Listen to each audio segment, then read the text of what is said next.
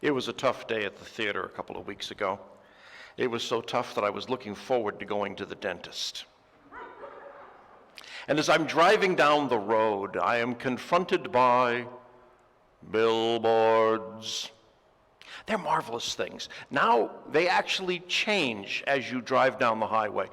It's quite interesting. But I was fascinated by a couple of them. There was one for a place called Rachel's, which I won't talk much about, except that there was a smiling gathering of women with, okay. And then the next one was another smiling young woman telling us all about how cosmetic surgery made her life perfect.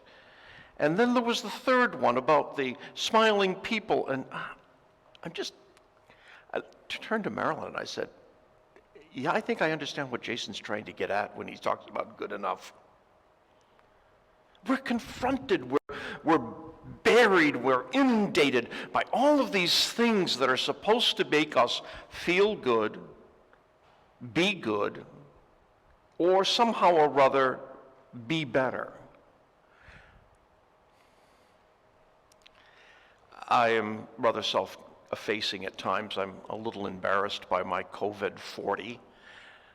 The other day I was feeling particularly put upon when somebody mentioned it, and I turned around and in jest said, well, why would you want a six-pack when you can have a pony keg? And I'm tired of it. Tired of feeling as if some or other I failed because I don't weigh the right weight. Somehow I've failed because I haven't accomplished the lesson that I was supposed to learn. And after a while, I just get frustrated. I don't know what you do when you get frustrated, but I know what I do. Quart pail of ice cream and a good stout spoon. And I'm good to go. You want to talk about gluttony? I can tell you all about it. So what do? Everything we've got that's around us seems to have this vision of upward mobility. We've even got a ladder sitting here, and the plants. Is this plant better than this plant?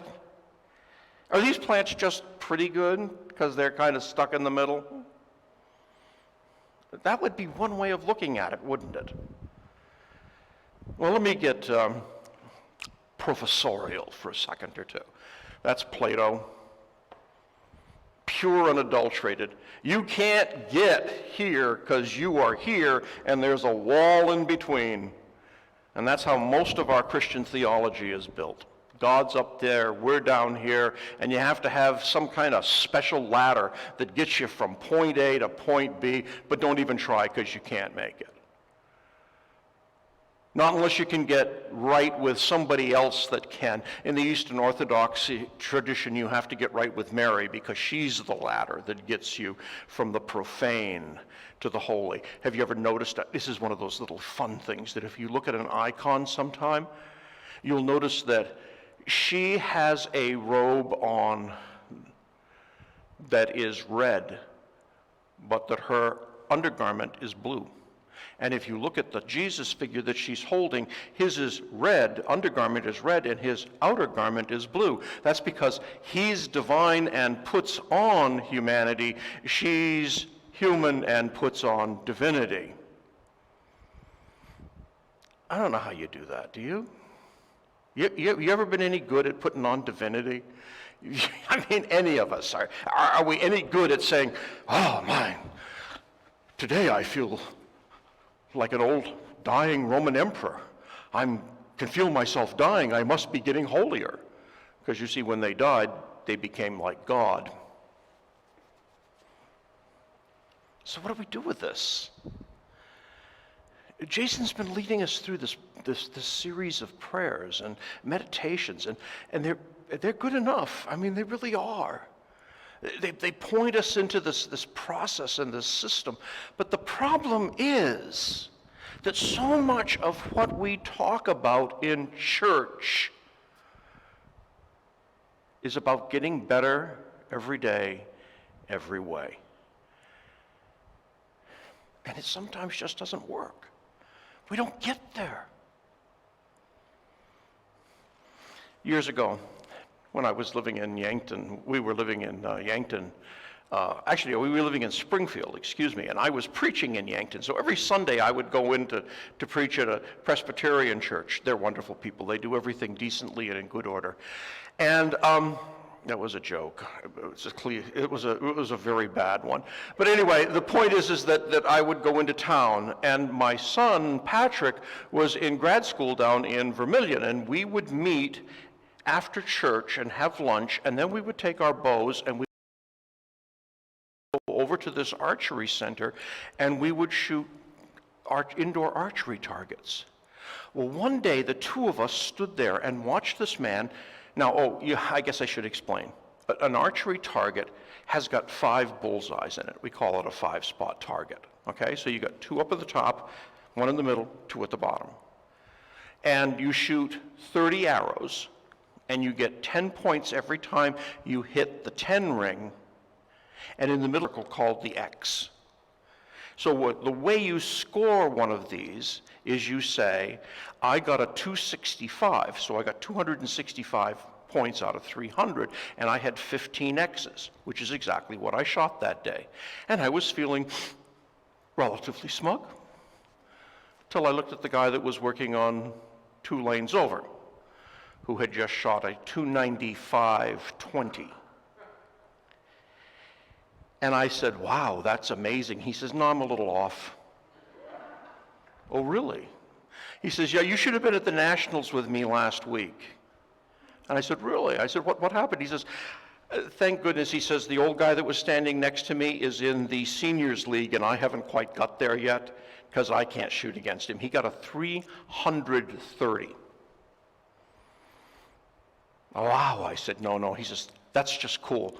You want to know what the wow is? There were only 5 holes in the target. He shot 30 arrows downrange, and every single arrow went back into the hole that he shot the first time, which was in the middle of the X-ring. He called him over and he said, the gentleman that just done that feat said, come here and look at this. He says, that hole's not quite round, is it? And the gentleman who was telling the story said, I told him, no, it's a little oval. And he says, yeah, I thought I jerked that one. That got me thinking. What do you call a person who shoots arrows? Question? I'm looking for the answer. An archer. Interesting. So what do you call a guy who shoots a 265-13? An archer. And what do you call a guy that shoots a 330? They're an archer. Isn't that fascinating? What this is something very important for us. You see, there's another way in which to look at the world. And it has nothing to do with vertical. It has something to do with horizontal. It has something to do with relationship. It has something to do with not I-ness, but we-ness. It has something to do with the way in which we function in our lives. And the guy who had something to say about that was a guy by the name of Aristotle. Oh, I know I'd go back there, wouldn't you? Anyway, Aristotle, who was a student of Plato's, by the way, says, yeah, the boss was okay, the teach was okay, but he's got it wrong. It's not vertical, it's horizontal. It's about being consistent. It's about being. You see, Aristotle argues that you are good simply because you attempt to be good. It's just like the archer. We're all archers. Some archers are better than others. That doesn't mean that one archer is better than another archer in the sense of that their archerness, right? It just simply means that they're better at getting the target, hitting the target. If you're shooting at the target, you're an archer. If you are shooting at the goal of being good, and you consistently shoot at the target of being good, what is it that you're going to be? Good. Do you see how that works? There's no variant there. You're simply being good. Now, let's take this over into the theological realm for just a little while. Take a look at old Abram here. God comes into Abram's life and tells him, pack it up, you're leaving. But I like it here in Ur the Chaldees. Too bad.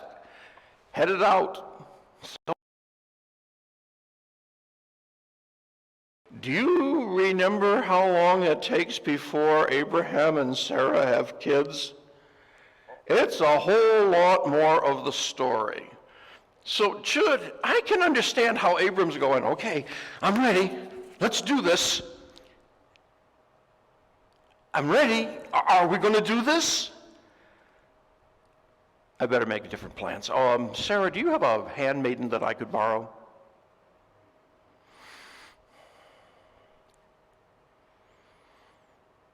And yet God does act, and Abram does become the father of a great nation, and we have all sorts of other problems that of course happen.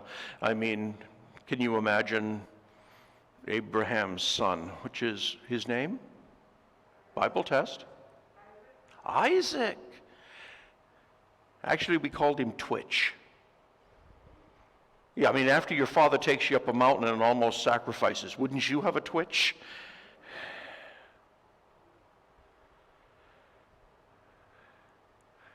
All I'm trying to say here is that God not only works in mischievous ways, but sometimes mysterious ones as well. I'm convinced that the vast majority of it is still mischievous. Talk to me about the Garden of Eden sometime, and I'll get you going on that one. But here's what I'm trying to say, is that Abram was all ready to have this go down, and it didn't.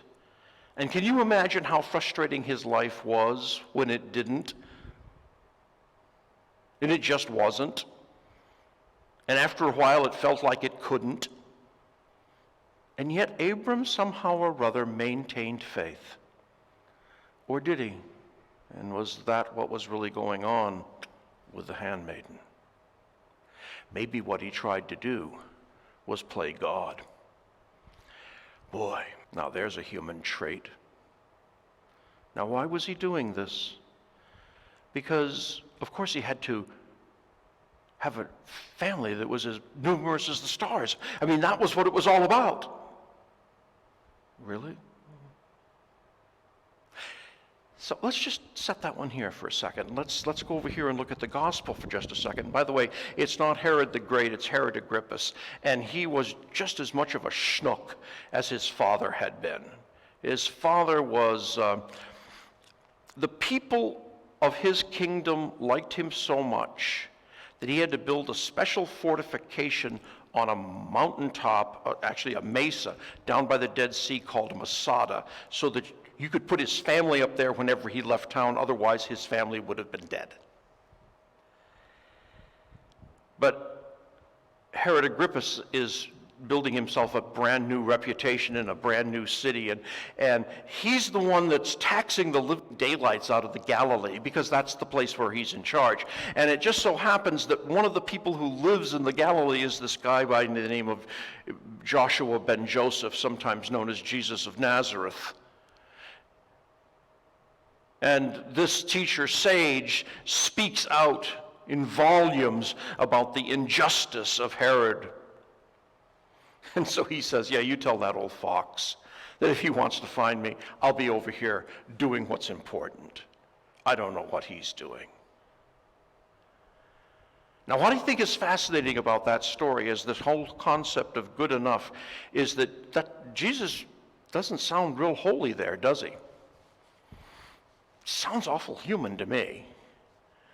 I sometimes wonder what it would look like if we were to really translate that from the Greek into the vernacular English, and I wonder if it might not have something more than "you old fox" as an expletive. One of the things that's fascinating to me is the way in which we constantly are trying to make Jesus into something that Jesus never saw himself as. Isn't that interesting? Jesus was taking care of the business that was right in front of him. He was immediately in the here and now. The tomorrows take care of themselves. The lilies of the field, the birds of the air, he reminds us. They all get taken care of. Take care of the business that's right in front of you, and it'll be okay.